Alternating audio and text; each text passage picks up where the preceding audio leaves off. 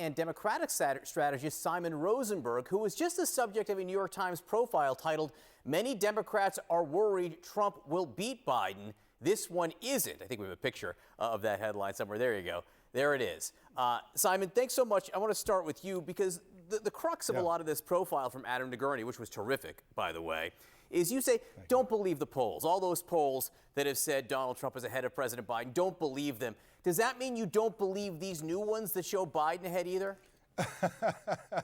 It's a great question, John. No, I think, listen, here's how I see the election right now.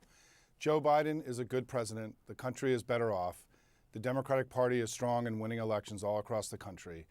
And the Republicans have Trump, who's the ugliest political thing that we've ever seen in modern American history. And I think that when we push all these things forward as we get deeper into the general election, I think there's a quiet confidence with Democrats that as voters wake up and start paying attention, that things will improve for us. And that's exactly what we're seeing in these recent round of polls, right? There's no question that Trump 2 months ago had a slight advantage. That's no longer true.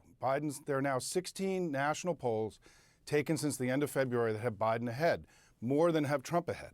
And so we feel good about where we are. We have a lot of work to do. But at the beginning of this general election, I would much rather be us than them as we head towards November. Well, Rina, I will note the Wall Street Journal, not to be overly focused on polls, just had a poll of 7 swing states. Trump was ahead in 6 out of the 7. And inside that poll, you also saw some weakness in the Democratic coalition among Black and Latino voters, young voters upset about the situation in Gaza. So what is or isn't Simon seeing right there? Well, I would say the polls that I'm seeing are right where they ought to be right now, because let's not forget Republicans are going in as the underdogs here. So that slight advantage we see in certain places is not unnatural to me, but it's why, right? And what we're seeing with the trend lines changing, certainly with younger Black men or of middle age also tipping to be a little bit more conservative, right-leaning. And then also the foreign conflicts really impacting that Gen Z sentiment. And let's not forget who delivered the White House for Biden-Harris. It was Gen Z. So of course, both parties are going to try to turn out their bases. But when you're looking at the Republican side, what through line are they really going to follow? That's the question for me, because I'm not seeing exactly where the strategy is right now. I'm seeing a by the week shift. This week it's talking abortion, which I disagree with. I think the Trump campaign would be better off to, again, keep going on the economy and the border, but unsurprising to me where we sit right now. How much of a problem is Gaza, Simon, for the Democratic Party and for President Biden specifically? So far, there's not a lot of data showing that there's been a big backlash. I know people talk about this, but there isn't really a lot of data. The party's very unified behind Biden. I mean, just look in the last week. We've seen Obama and Clinton and Bernie Sanders rallying behind their president. We just saw No Labels crash. Dean Phillips and Robert Kennedy tried to challenge Biden in the primary and failed. Joe Biden, I've been doing this for over 30 years. Joe Biden, the party is very unified behind Joe Biden. Look, we have work to do. I'm not being Pollyannish here. I mean, we're not exactly where we want to be. And there are going to be challenges along the way. And I think the Israel-Gaza issue is a challenge and not a threat to Joe Biden. It's like any challenge in a campaign. You've got to manage it, and he's going to manage it well. I think he has. I think he's been very aggressive in trying to make teas. Look what he's done with Bibi, right? He's broken with Bibi. He's put pressure on them. He's negotiated a ceasefire. So I think this is going to be one of the issues in a broad campaign. But I feel very good about where we are right now, and particularly in the last few weeks. There's no question that that polling is moving in our direction. We're raising much more money than they are. We're unified. On the Republican side, what we're seeing is an unprecedented dumpster fire. And so I'm comfortable about where we are in this election right now. So Simon just brought up RFK Jr., Robert Kennedy Jr. His campaign had a fundraising email out yesterday that they then had to retract. This is what it initially said: "Please help our campaign call out to the illiberal actions of our very own government.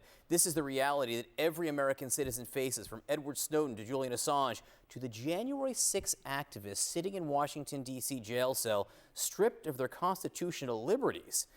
So they were saying January 6 activists, not rioters, not insurrectionists, who are being stripped of their liberties. The campaign then retracted this email. They said the statement was an error. It doesn't reflect Kennedy's views. It was a new marketing contractor. It slipped through the normal approval process. Anybody who violated the law on January 6 should be subject to appropriate criminal and/or civil penalties.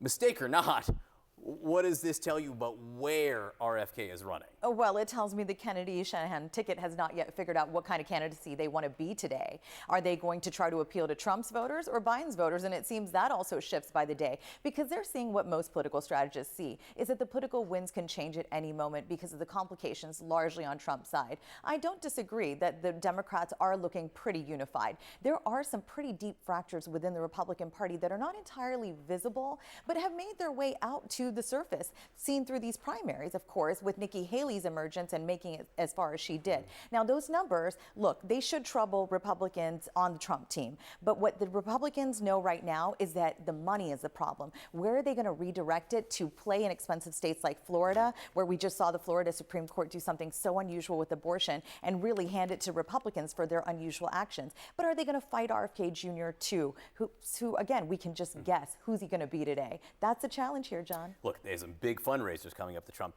campaign does, so we'll see how much they bring in. Rina, great to see you. Simon, great to see you in person after reading that terrific profile. Thank you so much for being with us. Thank you.